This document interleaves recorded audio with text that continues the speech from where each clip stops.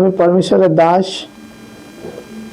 আজকে আমি আরেকটা বচনে তোমাদের কাছে উপস্থিত এবং প্রভুর বার্তা তোমাদের কাছে আমি রাখতে চাই। আর পরমেশ্বরের সেই সুসমাচার, সেই বচনের গভীরত্ব, গুরুত্ব, তা আজ প্রত্যেকজন সে বচনকে শোনো আর আমরা পাঠ করবো আর সে বচনকে দেখবো। আজ প্রভু বচন দ্বারা তোমাদের জীবনকে বদলাতে চায় এবং বচন দ্বারা আজ প্রভু কি মেসেজ দিচ্ছেন তা আমরা আজ দেখবো প্রভু যিশুর নামে।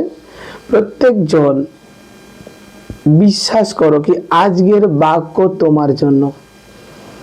আজ প্রভু পরমেশ্বর এই বাক্য তোমার জন্য পাঠিয়েছে। দেখো, আজ তুমি যে কোনো পরিস্থিতিতে আছো, তুমি যে কোনো সমস্যাতে আছো, তুমি প্রবলেমসে আছো, চিন্তা করো না, তুমি চিন্তা করো না, কারণ আজকের বচন, আজকের বাক্য পাঠ তোমার জীবনকে বদলাবে।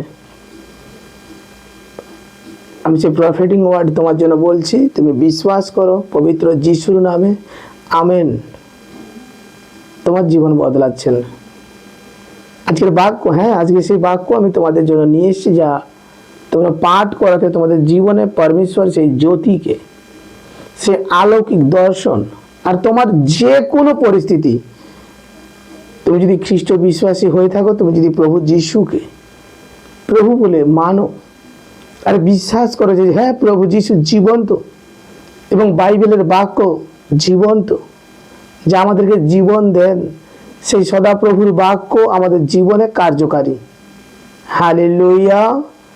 আজ তোমার জীবনে পরমেশ্বরের মিরাকেল হবে, কারণ তুমি বিশ্বাস করছো যে আজ বচন তোমার জন্য। আমি আজ বাক্য দেখব যিশায় তার 43 অধ্যায় 2 পদ। যিশায় 43 অধ্যায় 2 পদ, সেখানে বাক্য বলছে অনেক আনন্দনীয় বচন আর অনেক শিক্ষণীয় বচন। আর আমাদের জীবনে কিন্তু এই বচন অনেক গুরুত্বপূর্ণ রাখে। প্রত্যেকটা পরমেশ্বরের বচন অনেক গুরুত্বপূর্ণ। আমি বচন পাঠ করব। তুমি যখন জলের মধ্য দিয়া গমন করিবে, আমি তোমার সঙ্গে সঙ্গে থাকিব। যখন নদ নদীর মধ্য দিয়া গমন করিবে, সে সকল তোমাকে মগ্ন করিবে না। যখন অগ্নির মধ্য দিয়া চলিবে, তুমি পুড়িবে না, তাহার শিখা তোমার উপরে জ্বলিবে না। হালেলুয়া! কত আনন্দ বচন আজ, কত আনন্দের বচন। আজ পরমেশ্বর আমাদেরকে সর্বদিক থেকে রক্ষা করছে। পরমেশ্বর সর্বদিক থেকে আমাদেরকে সে আশীর্বাদ করছেন।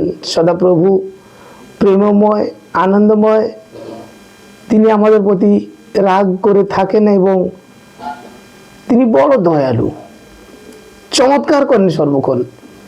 আজ তুমি যদি বিশ্বাস করো, আজ তুমি যে যেখান থেকে আমাকে ভিডিও দেখছো, ইউটিউব, ফেসবুক, তোমরা যে যেখান থেকে দেখছো, তোমরা বিশ্বাস করো যিশায়র তার 43-2 পদ, সেই বচন আজ তোমাকে বলছে তুমি যখন জলের মধ্য দিয়া গমন করিবে।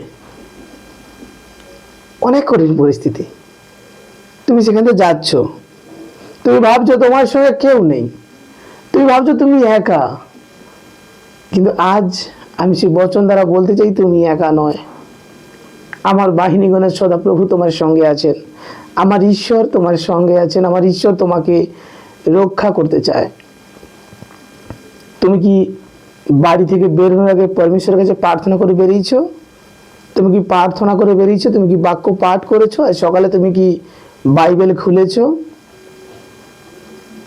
প্রভুর কাছে প্রার্থনা করছো তোমার আর্তনাদ? আজ পরমেশ্বর বলছে, এখানে বাক্য দেখো, বলছে যখন অগ্নির মধ্য দিয়ে চলবে, তুমি পুড়িবে না। আজ তোমার কিছু কিছু প্রবলেম, আজ তোমার কিছু কিছু পরিস্থিতি, যা মনে হচ্ছে তুমি যেন সেই অগ্নির মধ্যে থেকে হাঁটছো, আর তোমার সেই কঠিন পরিস্থিতি, যে কঠিন পরিস্থিতির হাল তুমি পারছো না, যে কঠিন পরিস্থিতি থেকে তুমি বেরোতে পারছো না, আজ তুমি অনেক দিন প্রার্থনা করছো, তুমি কোনো উত্তর পারছো না। আমি বিশ্বাস করছি আমার পরমেশ্বর তোমার জীবনকে বদলে দিয়েছে পবিত্র যিশুর নামে। আমার প্রভু তোমার জীবনকে বদলে দিয়েছে পবিত্র যিশুর নামে। আমার পরমেশ্বর তোমাকে তার স্বর্গদূত দ্বারা ঘিরে রেখেছেন। তোমরা কি তৈরি আছো?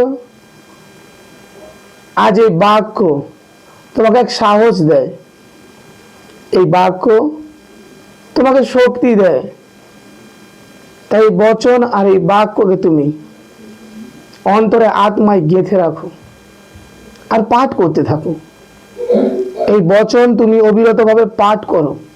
তুমি ভয় পেয়ে নিরাশ হয়ে যেও না। বচন পাঠ করা বন্ধ করে দিও না। বচন পাঠ করতেই থাকো।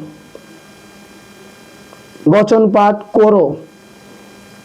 বচন পাঠ করার সময় এটা না ভাবো কি আমি বাক্য পড়ছি, এটা আমার জন্য নয়, কিন্তু আমি প্রত্যেক জনকে এই মেসেজ দিতে চাই পরমেশ্বরের দাস হিসাবে তোমরা বাক্য পাঠ করো আর তোমাদের জীবনে সেই আশীর্বাদের বাক্য পরমেশ্বর রেখেছেন, সেই বাক্যকে জানার আর বোঝার চেষ্টা করো। কতদিন আর অন্যের ভরসা করবে? বাক্য খোলো আর পাঠ করো। পরমেশ্বর তোমাদের সবার জীবনে আশীর্বাদ করুক। জয় যিশু।